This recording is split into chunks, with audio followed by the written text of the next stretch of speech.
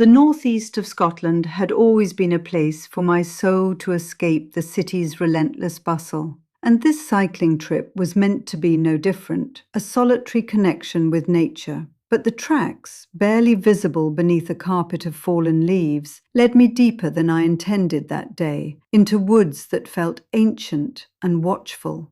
It was the circles that grabbed my attention, not the gentle curves of nature, but stark, unnatural geometries carved into the landscape. Imagine a giant drill bit descending from the heavens, excising a perfect cylinder from the forest. From the top of the tree line to the ground, a hole existed, a void in the green tapestry. The trees surrounding these circles were vibrant, bursting with life, but within the circle's perimeter, the earth was charcoal grey, barren. It was as if the very soil had been sterilized. Moreover, an unsettling silence permeated the space, a stark contrast to the usual woodland chorus. No birds sang, no insects buzzed. Even the wind seemed to hold its breath.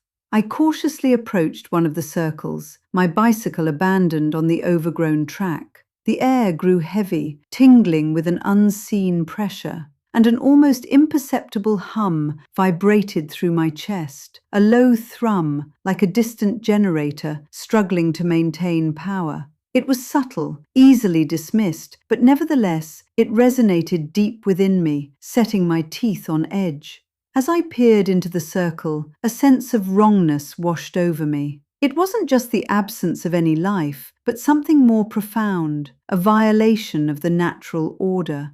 I reached out a hand, hesitantly, towards the edge of the circle. As my fingers neared the invisible boundary, a wave of nausea hit me, a dizzying surge that caused me to stumble back. And that's when the anxiety hit. Not a rational fear of getting lost or encountering a wild animal, but a primal, gut-wrenching terror. It was a feeling of being closely watched, of being assessed, of being utterly insignificant in the face of something immense and unknowable. An undercurrent of menace, so potent it felt like a physical force pressed down on me. My mind conjured images of abduction, of cold, sterile labs, of probing eyes and unfeeling hands. The humming intensified, morphing into a high-pitched whine that seemed to burrow right into my skull. I knew, with a certainty that defied logic, that I had to get away. Now. I scrambled back to my bike, fumbling with the gears, my hands now slick with sweat.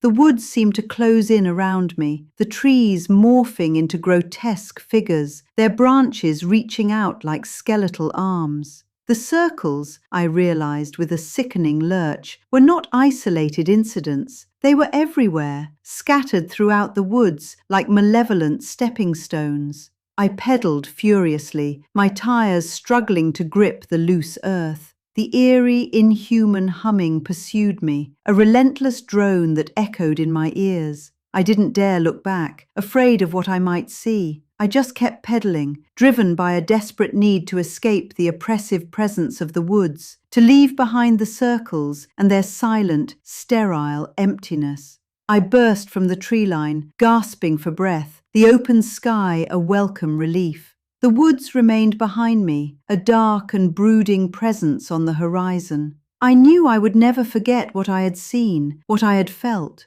The circles were a mystery, a terrifying enigma that had burrowed into my being, and I knew, with an icy certainty, that I would never venture into those woods again. Some mysteries are best left unsolved.